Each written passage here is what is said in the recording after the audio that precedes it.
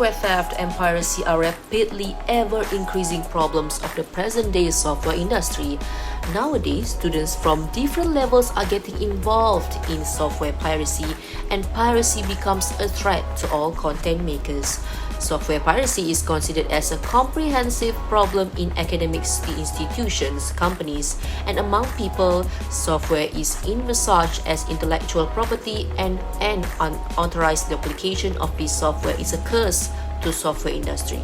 Pirated software generally affects the capability of systems in organizations where it may decline to deliver the desired performance, options, and features. Software piracy can be defined as the act of illegally using, copying, or distributing software without ownership or legal rights. The majority of software today is purchased as a single user license, meaning that only one computer may have that software installed on it at one time. Now, we move on to the International Act, United States Copyright Infringement Law. Firstly, the Copyright Act of 1976, codified in the Title 17 of the United States Code, was the last major revision to U.S. copyright law. The United States Constitution explicitly grants Congress the power to create copyright laws under Article 1, Section 8, Clause 8, commonly known as the Copyright Clause. Congress has the authority to promote the progress of science and useful arts by securing for limited times to authors and inventors the exclusive right to their respective writings and discoveries. In Malaysia, the Copyright Amendment Act 2022 introduced amendments to the Copyright Act 1987 that aims to strengthen the provision relating to copyright. This act protected the digital environment by introducing offences involving streaming technology with the development of online content streaming and others. Shoplifting occurs when a person purchases one version of software and installs it on multiple computers, despite the fact that the software license states that it should only be downloaded once. This is common in business or school setting and is usually done to save money. Client server overuse occurs when an excessive number of people on a network use the same main copy of a program at the same time. This frequently occurs when businesses use a local area network and download software for all employees to use. If the license does not allow users to use it multiple times, this is considered software piracy. Hard disk loading is a type of commercial software piracy in which someone purchases a legal version of software and then copies, reproduces, or installs it on a computer hard disk. The product is then sold by the individual. This is common in PC resale shops, and buyers are not aware that the extra software they're purchasing is illegal. And software programs are illegally duplicated and sold with the appearance of authenticity. This is referred to as counterfeiting. Counterfeit software is typically sold at a lower price than legal software. And piracy, also known as internet piracy, is the sale, distribution, or acquisition of illegal software via the internet. This is typically accomplished through a peer-to-peer file sharing system, which can be found on online auction sites and blogs. Next, we're moving on to the factors of software piracy. Software is considered to be the key point of influencing software piracy.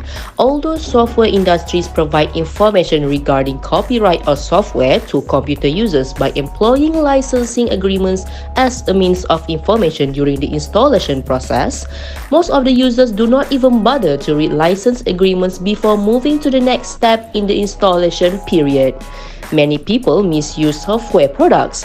They install software in their computers and make a copy of it and give it to the others, and they do not even realize that what they are doing is illegal and against the copyright law. Unaffordable cost of software products. Software cost is the most significant reason for higher rate of software piracy in developing nations identified in this work. Countries with low economies are likely to have higher piracy rates when software products are priced higher in comparison with the developed countries. Software products developed in economically rich countries are generally not affordable in poorer countries. The economy of any country has a strong correlation with the piracy rate. On its different social stance, it has been found that there is a strong correlation between social or cultural factors and software piracy. These factors refer to the prevailing social structure of a country and the attitudes shared by the members of that society. Lastly is weak legal enforcement. Piracy rate is mostly higher in the Asian and African countries in comparison with the countries in the North America and Western Europe. This is because computer users in North American and Western European countries are aware of copyright rules and laws. Copyright laws are strictly followed in these countries. On the other hand, Malaysia is not stricted and not providing any specific act on this matter. Not to mention, the punishment sentences is insufficient to reduce piracy actions in the country. There are several effects of software piracy. The first effect is security risk. Pirated software can infect computers with viruses and other types of malware. Many pirated copies of Windows were infected or automatically downloaded malware where they connected to the internet. For example, if a piece of pirated software isn't infected, a lack of updates can pose a security risk.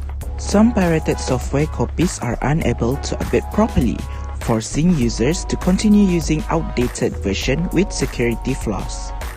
The second effect is productivity risk. Aside from security flaws, using outdated pirated software can lead to bugs and glitches, resulting in lost work, lost time, and frustration. To avoid detection, the hacks used to run pirated software can also interfere with software operations, such as preventing a program from accessing online features. In addition to issues with the software itself, pirated programs lack a warranty and customer support, making it more difficult to obtain assistance when problems arise. Lastly, the effects of software piracy is legal risk. Users who are caught using pirated software face severe penalties under copyright law. Besides that, copyright infringement in the United States can result in up to 5 years in prison and a $250,000 fine. The owner of the software's copyright may also sue for monetary damage, which can reach $150,000 per copy. Although the concept of software piracy may conjure up images of home computer users, piracy is common in businesses, putting entire companies at legal risk. Prevention of software piracy is copyright, patents, and end-user agreement. This is a legal basis for every company to protect their intellectual property and electronic invention. It can help companies in protecting their software where it can illegally copy or share it with other users if they did not have license. After that is the software product keys.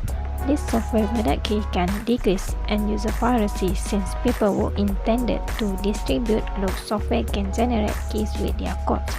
A hardware locked software key can be used as it was the strongest type of key based on the end-user individual computer. Lastly, by having software watermarking can prevent from software piracy. This watermarking can be used as it is hidden between the software. This can prove the ownership of software when it has been extracted. This is traceable when illegal copies are made. The forensic watermarking that is used in the movie can prevent movie piracy. It can be tracked by changing certain pixel colors in a video file which is imperceptible to the human eye. These are some of the examples on the news of software piracy. As a conclusion, software piracy should be prevented as it is considered as cybercrime. Figuration of methods to prevent software piracy need to be identified by the cybersecurity team without delay as the development of technology has rapidly risen.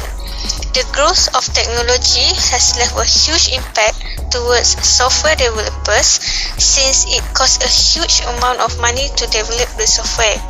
If there is no action taken towards the cybercriminals, it will harm the evolution and expansion of software company, since the amount of cybercriminals that pirating the software are rising.